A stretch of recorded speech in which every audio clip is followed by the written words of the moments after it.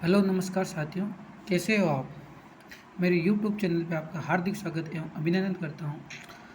आज राजस्थान कर्मचारी चयन बोर्ड द्वारा जयपुर द्वारा L1 का सिलेबस जारी कर दिया है। ये जो मेंस एग्ज़ाम होगा वो 300 नंबर का होगा। परीक्षा में एक प्रश्न पत्र होगा, 2.5 घंटे का होगा। इसमें 150 प्रश्न होंगे, नकारात्मक अंकन भी होगा। प्रत्येक गलत उत्तर के लिए उस विशिष्ट प्रश्न के लिए 20 अंकों का 1/3 भाग काटा जाएगा, यानी 1/3 भाग गलत उत्तर देने पर काटा जाएगा। पाठ्यक्रम विवरण और विस्तार। इसमें पहला जीके है 100 नंबर का। इसमें राजस्थान का भौगोलिक, ऐतिहासिक और सांस्कृतिक ज्ञान, राजस्थानी भाषा भी है इसमें।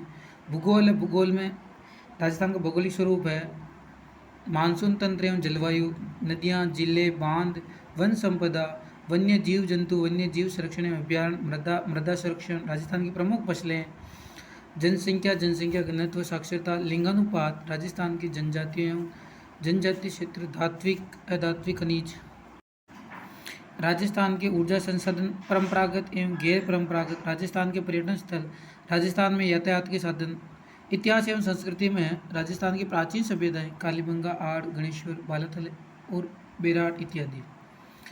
आगे राजस्थान की महत्वपूर्ण ऐतिहासिक घटनाएं, प्रमुख राजवंश, उनकी प्रशासनिक एवं राजस्व व्यवस्था इत्यादि, राजस्थान की स्थापत्य कला, किले, स्मारक इत्यादि, राजस्थान के मेले, त्योहार, लोक कला, लोक संगीत, लोक नाट्य एवं लोक नृत्य शामिल है। राजस्थान की सांस्कृतिक परंपरा एवं विरासत, राजस्थान के धार्मिक आंदोलन एवं प्रमुख संत, लोक देवता, राजस्थान के महत्वपूर्ण ऐतिहासिक स्थल, राजस्थान के प्रमुख व्यक्तित्व, ये आपको कक्षा 9वीं की क्लास और 10वीं में दोनों मिल जाएगा। राजस्थान के वस्त्र एवं आभूषण, ये भी 9वीं क्लास में मिल जाएगा आपको। राजस्थान की चित्रकलाएं, हस्तशिल्प, 18 शताब्दी की क्रांति में योगदान राजस्थान का, राजस्थान में जनजातीय एवं किसान आंदोलन, ये आपको 9वीं क्लास की बुक में मिल जाएंगे। प्रजामंडल एवं राजस्थान का एकीकरण, ये आपको एक अच्छी प्रकार से 6ठी, 7वीं, 8वीं किताबों में मिल जाएंगे, जो हमारा राजस्थान चलती है वहाँ पे। राजस्थानी भाषा, राजस्थान की क्षेत्रीय बोलियाँ, राजस्थान की प्रमुख राजस्थानी कृतियाँ, जो साहित्यकार हुए, कुछ तो आपको 9वीं 10वीं मिल जाएगी, कुछ आपको NCERT की बुक पढ़नी पड़ेगी। राजस्थानी संत साहित्य एवं लोक साहित्य, राजस्थानी प्रमुख साहित्यकार, ये भी आपको 9वीं 10वीं क्लासों में मिल जाएंगी बहुत सारे।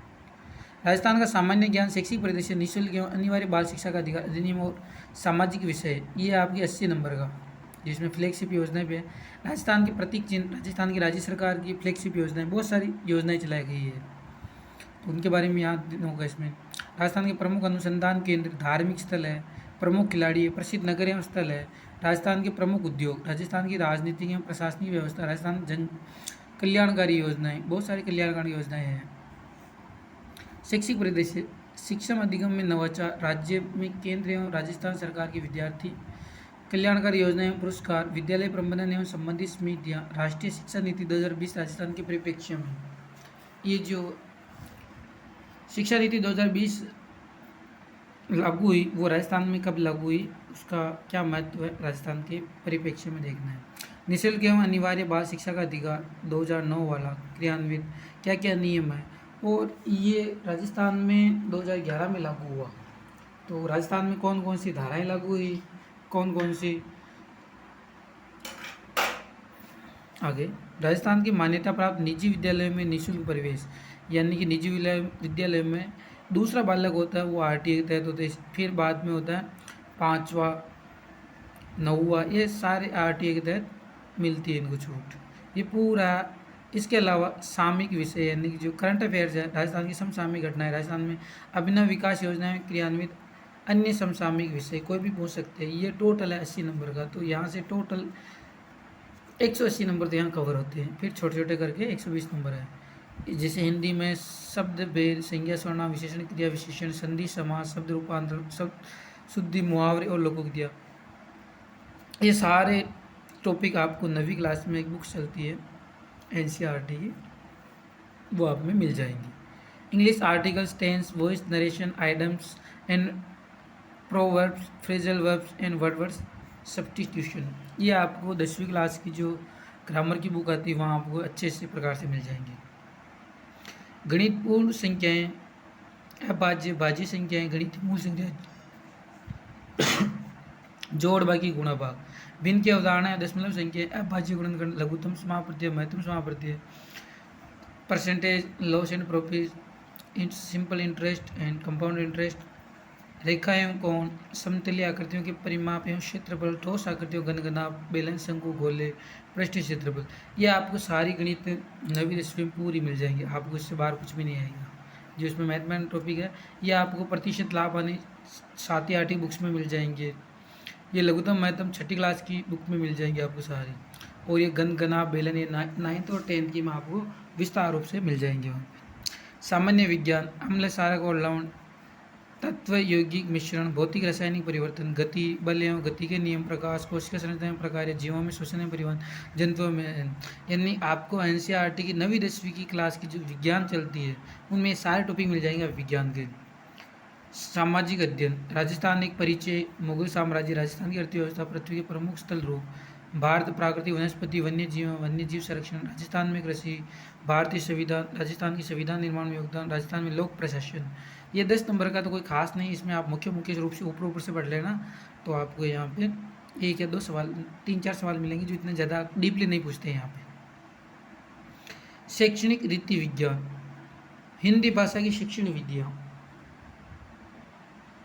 हिंदी भाषा की शिक्षण विधियाँ, भाषाई कौशल, सुनना, बोलना, पढ़ना और लिखना, ये चारों कौशल भाषाई कौशल है।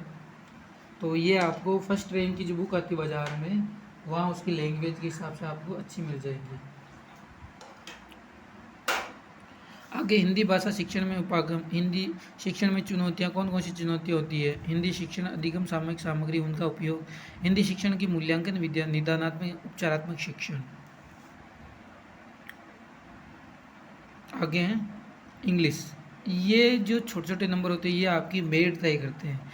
यदि आप इनमें अच्छा स्कोर करते तो आप मेरिट में नंबर लाते हो, बाकी सभी जीके सभी कवर करते हैं। लेकिन पिछली बार जो रहा वो इनका पेपर अच्छा रहा, इनके क्वेश्चन थे वो लेवल के थे, अच्छे लेवल के थे। इंग्लिश में है प्रिंसिपल ऑफ टीचिंग इंग्लिश, यानी कि वो हिंदी भाषा में जैसे शिक्षण विधि उसी प्रकार इंग्लिश भाषा के मेथड पढ़ाने के। Communicative English language teaching, method of the teaching English, difficulties in learning English, role of home language, multilingualism. यानी कि वो कोई सेम का समझो हिंदी में यानी अंग्रेजी भाषा में जो सीखने में कठिनाई आती है, और एक जो मल्टी लैंग्वेज होता है एक से अधिक भाषा बोलने वाला होता है उसको क्या क्या भूमिका होती है। Method of evaluation re-medical teaching, यानी कि मूल्यांकन की विधियाँ सेम जो हिंदी में वो कोई इंग्लिश में है, ज़्यादा डिफरेंट नहीं है। आप यदि उनको सही भाषा से पढ़ोगे तो ज़्यादा इतनी कठिनाई नहीं आएगी अंग्रेजी में।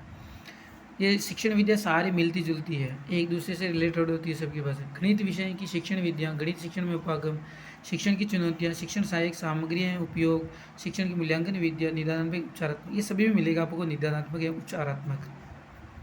सामान्य विज्ञान में शिक्षण विद्या उपागम सेम की सेम, जो गणित है विज्ञान वो सबकी सब्जेक्ट की अलग अलग मिलती है। सामाजिक विज्ञान में भी इसी प्रकार का मिलेगा आपको। हाँ, अब आता है 20 नंबर का जहाँ पे शिक्षण मनोविज्ञान के प्रश्न पूछे जाते हैं। शैक्षिक मनोविज्ञान, अर्थ क्षेत्र एवं कार्य, हाँ इनके जो अच्छे लेवल के क्वेश्चन बन सकते हैं। विशेषकर परिभाषा, पिछली बार 10 प्रश्नों में से 4 तो प्रश्न तो परिभाषाओं के पूछ लिए थे, तो ये जरूर डिफ़िकल्ट रहने वाला है। तो ये भी अच्छी तैयारी होती है, जिसके क्वेश्चन 6-7 ठीक होते हैं, नहीं तो 4-5 ठीक हो जाए वो भी बहुत अच्छी बात है। बाल विकास, अर्थ बाल विकास के सिद्धांत एवं विकास को प्रभावित करने वाले, यानी जो आप प्री की तैयारी करते हो उसी समय आपको मिल जाता है। प्री में आपने की होगी, इसमें शैक्षणिक मनोविज्ञान की सेम का सेम टॉपिक रहते, कुछ अलग नहीं रहते हैं। अधिगम के सिद्धांत, ये लास्ट में होते हैं। सूचना तकनीकी, सूचना तकनीक प्रौद्योगिकी आधार, प्रौद्योगिकी उपकरण टूल्स, प्रौद्योगिकी अनुप्रयोग, सूचना प्रौद्योगिकी सामाजिक प्रभाव, यानी ये आपको मिल जाएंगे। जो RICAT चलती है VMO की कोटा की, वर्धमान महावीर ओपन विश्वविद्यालय की जो बुक्स चलती है, तो वहाँ से आपको उससे बाहर कुछ भी नहीं आएगा, वो यदि आप अच्छे प्रकार से उसको पढ़ते हो। इसके अलावा आप ऑब्जेक्टिव टाइप प्रश्न सोल्व करते हो, तो मेरा मानना जहाँ तक है आप कट ऑफ से ज़्यादा ऊपर ही नंबर लेके आओगे, इतना मुझे विश्वास है। तो इसी प्रकार की जानकारी के लिए वीडियो को सब्सक्राइब एवं शेयर जरूर करें। वीडियो अच्छा लगे तो लाइक एंड शेयर जरूर करें। जय हिंद।